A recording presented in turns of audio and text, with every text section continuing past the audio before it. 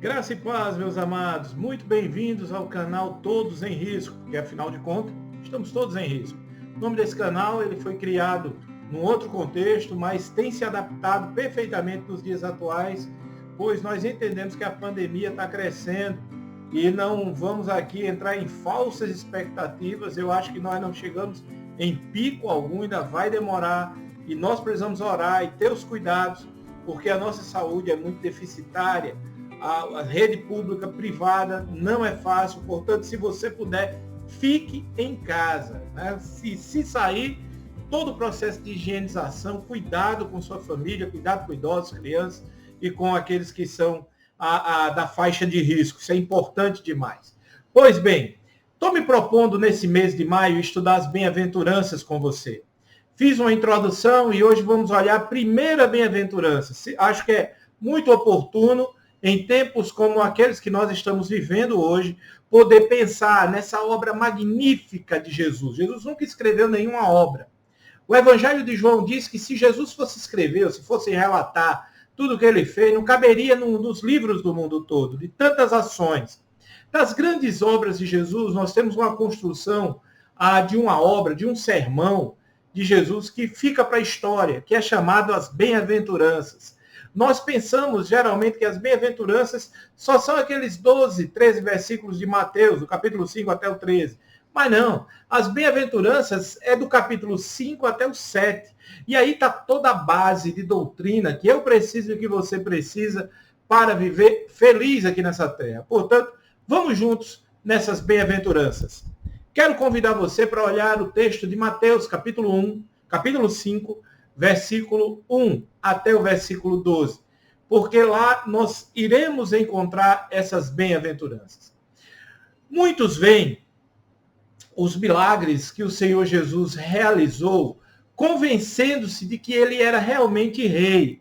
As pessoas que viram já identificavam ele e diziam, ele é o Messias prometido, ele é aquele que foi prometido desde lá do Antigo Testamento. Israel tinha essa expectativa, Israel tinha essa ideia de que o Messias viria. Mas, logicamente, as guerras, as políticas, as transições históricas que Israel passou, fez com que ele perdesse esse foco. Mas havia algumas pessoas como Simeão, como Ana, que é lá relatado no Evangelho de Lucas, essa expectativa do Redentor. Quem não vai lembrar da oração de Simeão? Você pode despedir o seu servo em paz, meus olhos viram a salvação quando ele nos braços pega o menino Jesus. Mas o Antigo Testamento apontava aí, levava o homem da sua época, ali no período de Jesus, na plenitude dos tempos, a entender que só sendo demasiadamente justo já era suficiente para herdar a terra prometida, ou a herdar o céu. Mas quando Jesus veio, e aí nós precisamos entender que ele escandaliza a multidão. Ele escandaliza todos, porque Jesus ele vai na contramão daquilo que se esperava, naquilo que entendesse como justiça e reino. Ele quebra a regra quando deveria ser batizado nas águas do templo e ele vai para o Jordão. Quem danado ia para o Jordão ser batizado num lugar ermo, um lugar que era considerado até como sujo, para ser batizado. E Jesus quebra essa regra e vai até lá. Por isso que ele escandaliza esse zelo dos escribas, ele escandaliza esse zelo dos fariseus da sua época. Eles não compreendiam essa justiça que eles tinham e que Jesus disse, olha, se a vossa vida não exceder a justiça lá desses fariseus, está tudo perdido. Nós precisamos entender isso. Então o Sermão da Montanha vem com essa exposição clara da santidade divina, da vida divina, da exigência que se requer daqueles que andam, daqueles que amam a Deus, daqueles que buscam a Deus, daqueles que querem compreender a vida de Deus. Então, o texto, quando Jesus fala aqui no Sermão da Montanha, é fundamento de fé para mim e para você.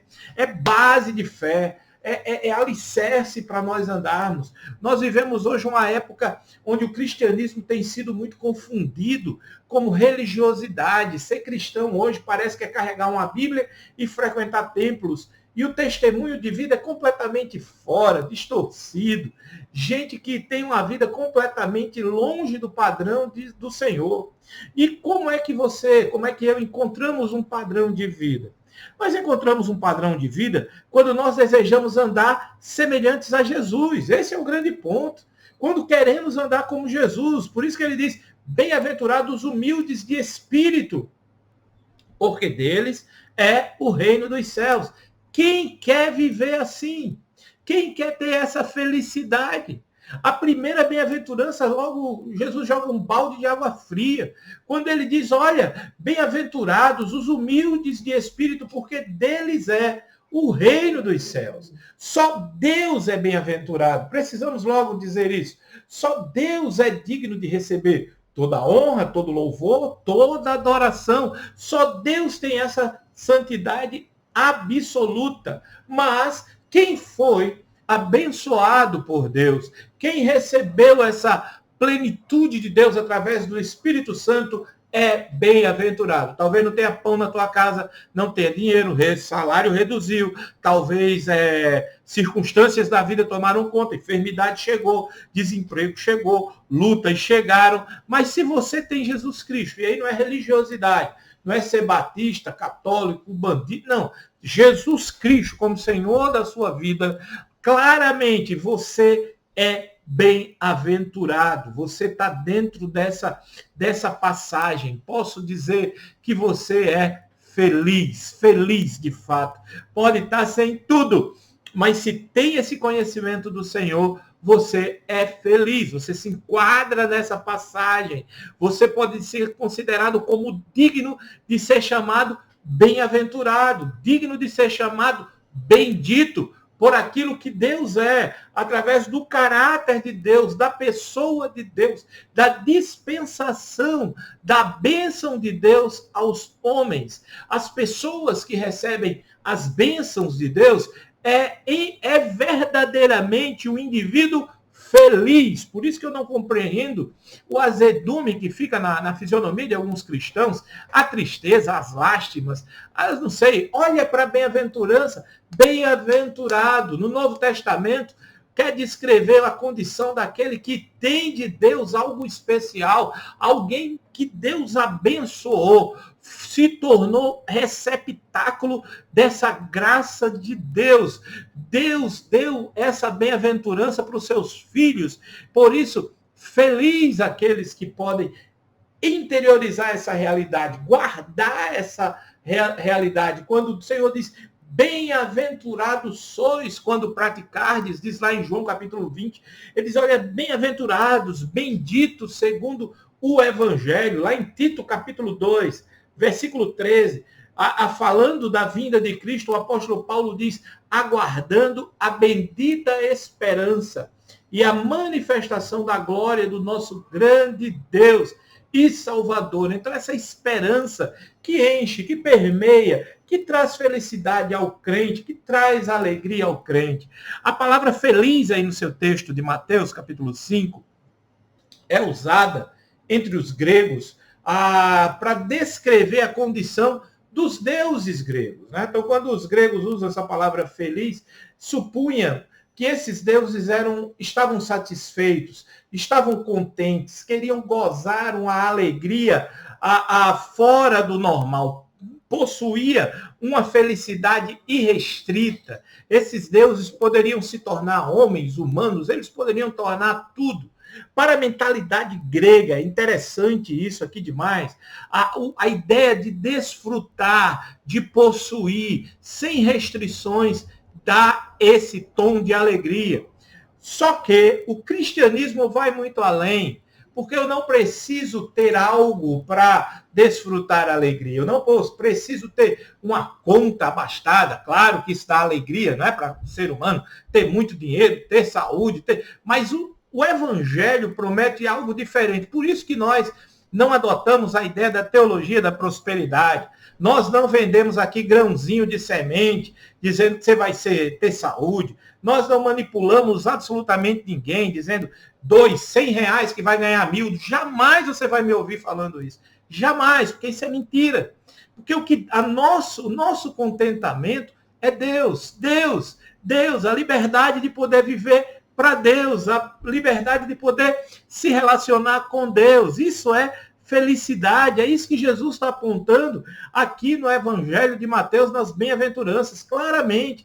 A alegria, o caráter de Deus, a pessoa de Deus nos dá plena alegria. Então a palavra de Deus considera claramente pecado a pessoa ter uma alegria fora dele, onde ele não é o centro. Deus é o centro da nossa alegria. Deus é o centro e deve ser o centro da minha paz, do meu contentamento, da minha plena satisfação. Deus, por isso que ele diz, bem-aventurados os humildes, aqueles que dependem de Deus, aqueles que entendem que a suficiência vem dele, a vida piedosa é o fundamento para a alegria. O Senhor mostrou claramente que deve caracterizar a minha vida, a sua vida, homem ou mulher, no que diz respeito aqui a ser santo, no que diz respeito a ter uma vida piedosa, no que diz respeito a ter uma vida se relacionando com Deus, vivendo o evangelho de Deus. Por isso ele diz, bem-aventurados os humildes de espírito. Ele apresenta aqui o primeiro fundamento, a primeira característica, e sabe qual que é? Santidade, geradora de santidade.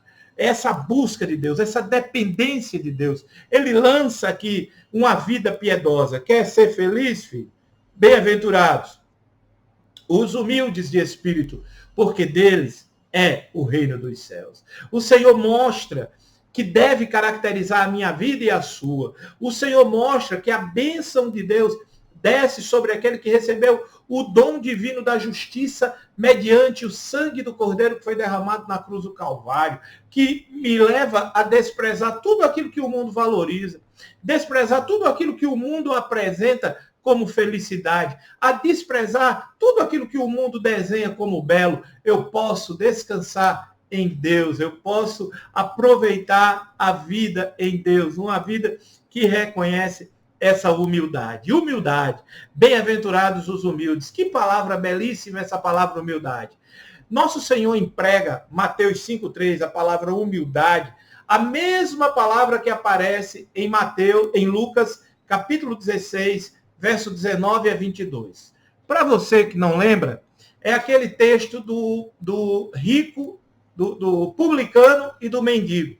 Diz assim o texto. Ora, havia certo homem rico que se vestia de púrpura e de linho finíssimo, e de que todos os dias regalava-se esplendidamente. Havia também certo mendigo chamado Lázaro, diz a palavra, coberto de chagas, que jazia à porta daquele, e desejava se alimentasse das migalhas que caíam da mesa do rico. E até os cães vinham lamber-lhe as úlceras. Aconteceu morrer o mendigo e ser levado para o seio de Abraão. É interessante, eu falei do publicano e do mendigo, mas não, aqui é do rico e Lázaro. Eu queria situar essa história. A palavra que aparece no versículo 20 e no versículo 22 é traduzida por mendigo. Sabia que essa palavra mendigo é a mesma palavra de Mateus 5,3? A palavra que diz lá, bem-aventurados os humildes. Na verdade, a tradução legal seria, bem-aventurados os mendigos. Eita! Que é isso, pastor? O mendigo era destituído de tudo. O mendigo é destituído de tudo. Basta olhar a nossa cidade.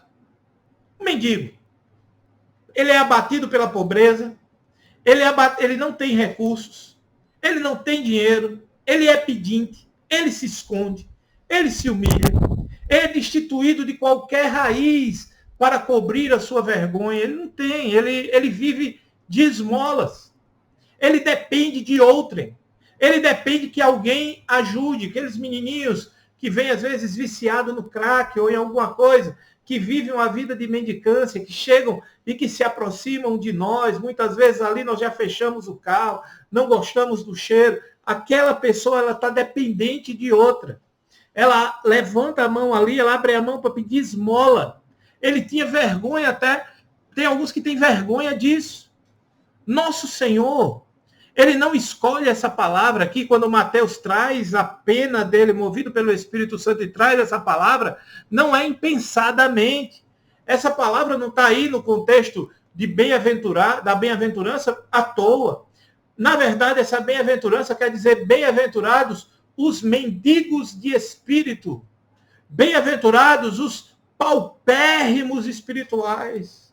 Bem-aventurados os espiritualmente destituídos. Bem-aventurados os falidos espiritualmente, que se encolhem. Aqueles que sabem que precisam se humilhar por causa do seu desamparo. Que amparo nós temos diante do quadro do coronavírus? Que amparo nós temos diante da segurança pública, diante das nossas questões políticas, sociais? Que segurança nós temos? Por isso que o Senhor diz, bem-aventurados os mendigos, aqueles que pedem a Deus, que dependem de Deus, porque deles é o reino dos céus. Em coisas espirituais, meu filho, minha filha, minha irmã, meu irmão, precisamos entender que humildade de espírito é o contrário da autoestima, do nariz empinado, do orgulho espiritual, disso e daquilo, daquele que fala isso, daquele que tem poder para tudo no mundo. É o contrário, vai na contramão.